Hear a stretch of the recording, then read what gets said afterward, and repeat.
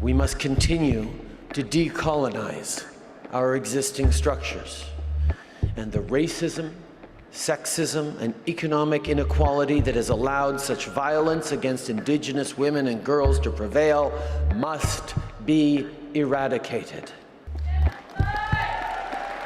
The National Inquiry formally presented their final report, in which they found that the tragic violence that Indigenous women and girls have experienced amounts to genocide.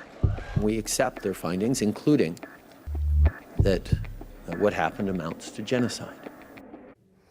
The Prime Minister carefully choosing his words after the final report into the inquiry for missing and murdered Indigenous women and girls was delivered earlier this week, saying he accepted the findings of the report, including the word genocide, but he didn't go so far as to say the government agreed with that conclusion. So why is that? At Issue is here to dig into the politics around the report. Chantal Hébert is in Montreal, Andrew Coyne is in Toronto, and Tanya Talaga is also in Toronto tonight and joins us for the first time. Nice to see everybody.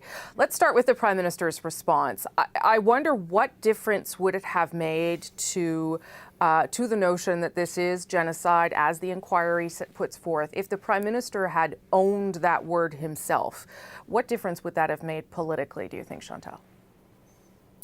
I'm not sure, but I think the fear on the part of the government, and not only the government, the word genocide did not resonate in question period, even from the NDP benches, as far as I could tell, was that there was pushback as soon as the word was out, and a lot of the pushback came from people who are otherwise not the usual suspects in questioning every move that the government makes on the front of Indigenous reconciliation. So I think the Justice Minister summed it up best, David Lametti, when he said that the government did not want this to become a debate over whether it's genocide or not, in a way that takes away from everything else that is in the report.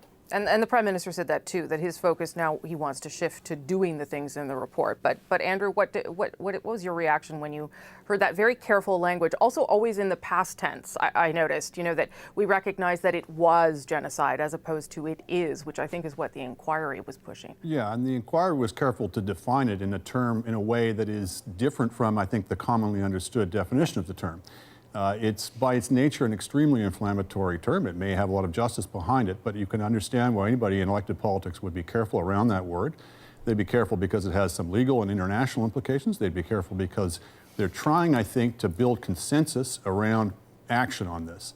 And the broadest possible consensus is not necessarily going to be found around that word. I think you will find consensus around people saying we have to act. We are implicated as a society in the state of Indigenous women and the terrible things that have happened to them.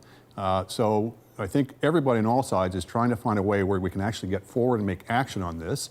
It may have had the service of kind of rubbing our noses as a society in what has happened, but I think at this point we want to get beyond debates about words and into actual actions. What do you think, Tanya? Do you think that the debate around the word is useful, or that, as the Prime Minister has suggested, we need to move on to something else?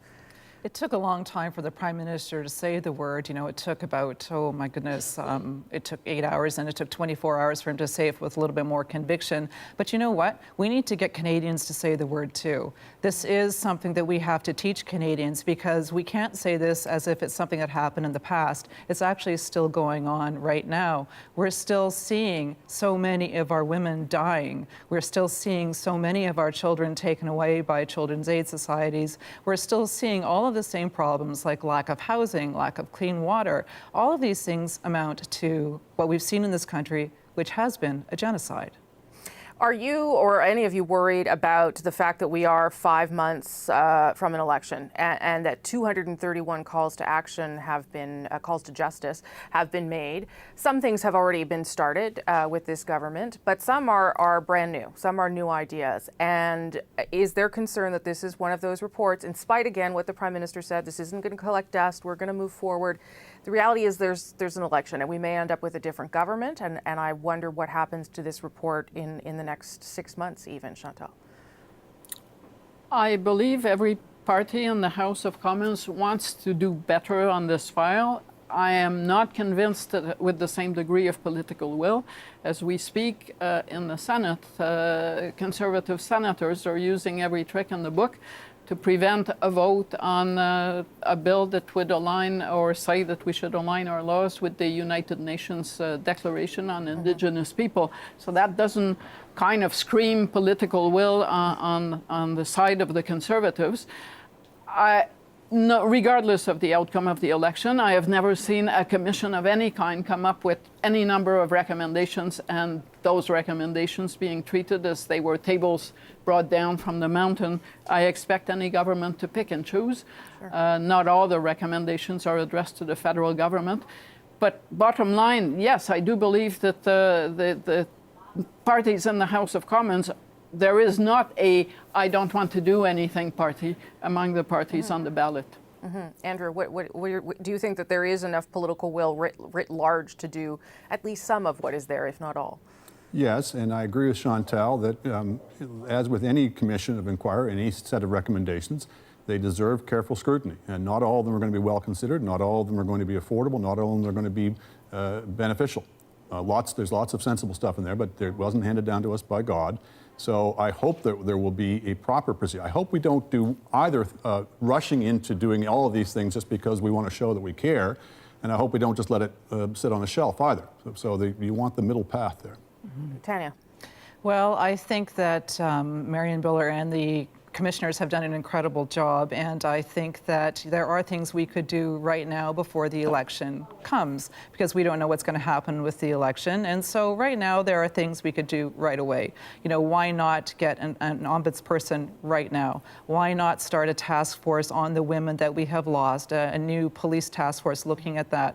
Why not take a harder look at the justice system? You know, but there are incremental things we can do right now, and there's no excuse for not doing those as we work on a greater plan. I still think this country is still digesting the TRC Commission's calls to action. There are so many in there. Many of what we're seeing with the calls to justice with this report, they mirror those. You know, this also mirrors what we've seen at the CHRT with Cindy Blackstock, you know, the calls for equity in our society. The time is now, and we need a national plan to work on that. And so I think that we could get started on that plan. You know, let's build the basics now, and then let the election come.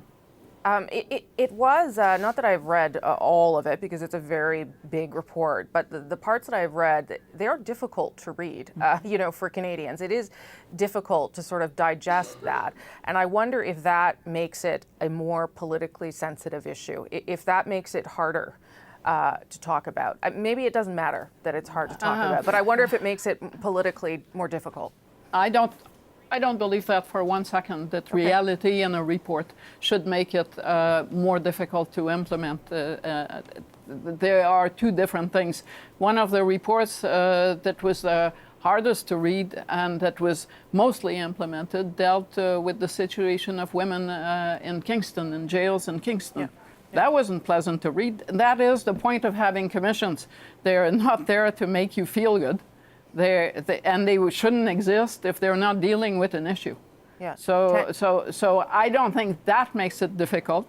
But to the point that we're getting close to an election, I don't believe that at this juncture, with 3 months to go, A, the government has the capacity to come up with a coherent national plan, but B, that it should and manage to avoid having it become a political football in the election, which is not necessarily a desirable outcome. Yeah, it did. I mean, it did sound like when I interviewed Minister Bennett earlier this week that the task force that they want to put together with families, with all the players, with different people, that this too will be a conversation now. How do we implement these kinds of things? So it's not going to happen overnight. Tanya.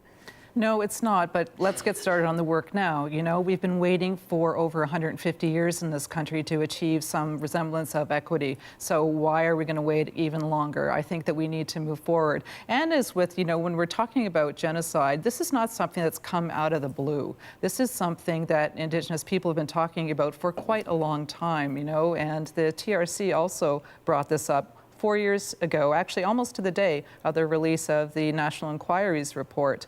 They called it cultural genocide, but the commissioners chose this time around just to say genocide. They called it like it is. And, you know, it's an uncomfortable truth, and we have to deal with this in order to move forward as a nation. Could it be part of an election conversation, Andrew? Not whether it should be, but could it be? Because maybe it's not something that everyone wants to sit around debating during an election, because it is difficult. And because it's rife with capacity for misunderstanding, for high expectations that get disappointed, for people to be attributing bad faith to each other. These are explosive types of topics. They can be debated, but you know, Kim Campbell famously said, "An election's not time to talk about serious issues." I don't generally subscribe to that, but this kind of issue, I think we want to be really, really careful around, especially in the fevered atmosphere of an election campaign. Okay, well, this was a good place to have a good conversation about it, so we're beginning there. Thank you all very much. Appreciate it. Before we go, be sure to subscribe to At Issue, the podcast, for extra content. This week, we're going to talk about the Justice Committee's vote to remove one Conservative MP's controversial remarks entirely from the record. Look for it on iTunes, any major podcast app, our website, cbcnews.ca/thenational.